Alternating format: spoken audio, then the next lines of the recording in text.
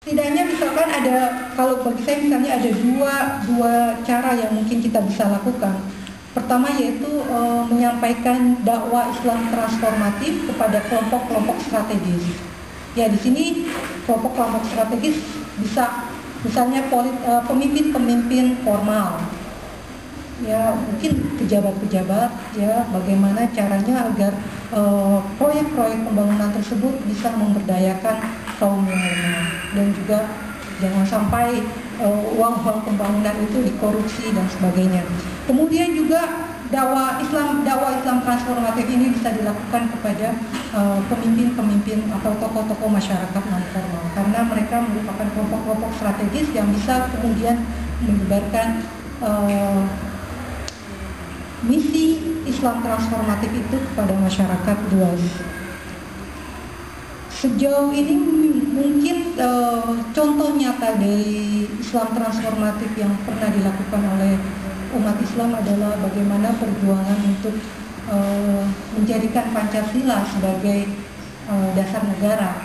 Ya, karena kita bisa lihat dalam sejarah bagaimana pertentangan Piagam Madinah yang begitu ulat, ya, dan bahkan pada masa reformasi pertentangan atau debat tentang menghidupkan kembali Piagam Madinah itu terus berlanjut. Tetapi kan kita sebagai umat Islam menyadari bahwa bangsa Indonesia adalah bangsa yang majemuk, tidak hanya dari segi agama tapi juga dari suku dan juga bahasa. Maka hal yang paling substantif adalah bukan sekedar menegakkan Islam secara formil melalui syariat Islam dalam undang-undang dasar, tapi bagaimana nilai-nilai Islam itu terrefleksi secara nyata. Maka kemudian penerimaan umat Islam terhadap Pancasila sebagai dasar negara itu merupakan salah satu aspek nyata dari Islam transformatif tersebut. Dengan Pancasila maka integrasi bangsa bisa terjaga secara utuh. Kemudian juga cara yang kedua, ya, tentunya dengan menumbuhkan rasa kebersamaan antara sesama aktivis Islam transformatif.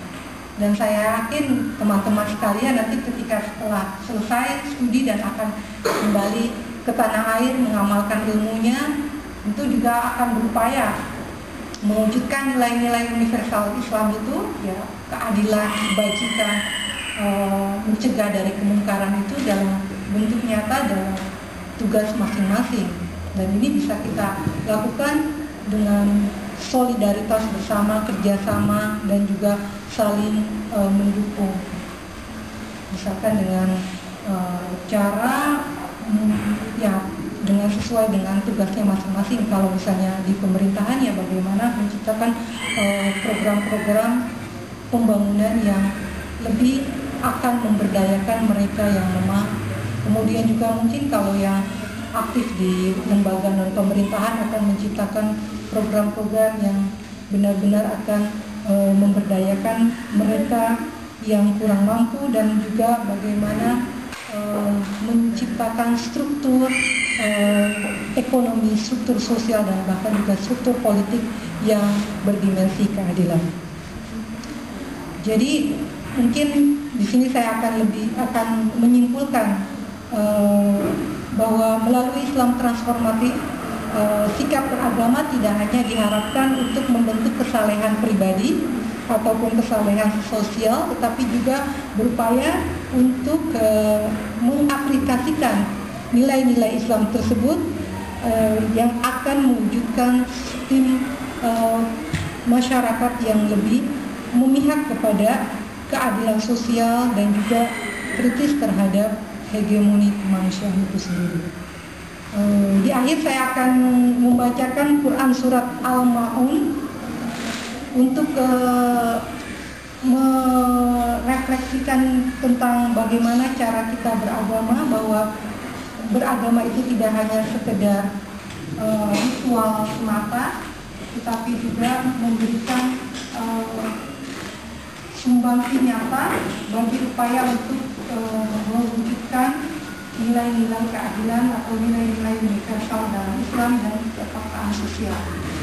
Bismillahirrahmanirrahim. Ara'aital ladzi yukadzibu biddin fadzalika alladzi yad'ul yatim wa la yahuddu 'ala ta'amil miskin. Fawailul lil musallin alladzina hum 'an shalatihim sahun alladzina hum yura'una wa yamna'una al-ma'un. Apakah kamu tahu orang-orang yang mendustakan agama, yaitu mereka yang menghardik anak yatim dan tidak memberi makan kepada orang-orang miskin? Maka celakalah orang-orang yang melakukan sholat, yaitu mereka yang lalai dalam sholatnya, dan mereka yang ria serta mencegah atau menahan diri dari membantu kepada orang-orang yang membutuhkan. Jadi di sini ada pesan dalam ayat ini bahwa bagaimana agar nilai-nilai Islam tersebut tidak hanya sekedar mewujudkan kesalehan sosial, tetapi juga kesalehan individu, tetapi juga kesalehan sosial, dan bahkan berupaya untuk membantu atau memihak kepada kelompok-kelompok yang lemah. Mungkin sampai di sini dulu, nanti kita bisa lanjutkan dalam diskusi. Terima kasih atas perhatiannya, mohon maaf atas kekurangan. Wassalamualaikum warahmatullahi wabarakatuh.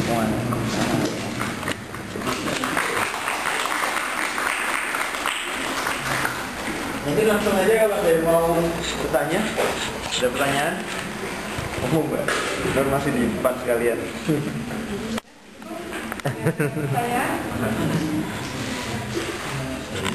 Jadi sebenarnya Mbak, Islam transformatif itu sebuah ide aja atau ada sebuah kurikulumnya gitu loh? Aku tuh agak kurang nangkep ketika dengar nama transformatif, kan kesannya Islam yang membawa perubahan gitu ya. Padahal mungkin kita tahu dari zaman dulu mungkin Islam memang membawa perubahan gitu ya. Cuman tadi mungkin udah disinggung bahwa mungkin pada abad-abad awal terus terjadi kejumudan, orang tidak mau berkembang, pintu ijtihad ditutup. Tapi yang jadi pertanyaan saya sekarang, kalau tadi contoh-contohnya adalah membawa semangat Islam ke dalam ke dalam berorganisasi, ke dalam pemerintahan. Rasanya sih kalau menurut saya dari zaman dulu nilai-nilai itu sudah ada gitu.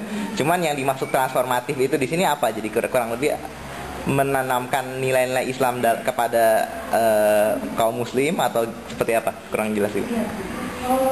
Jadi mungkin ini sebenarnya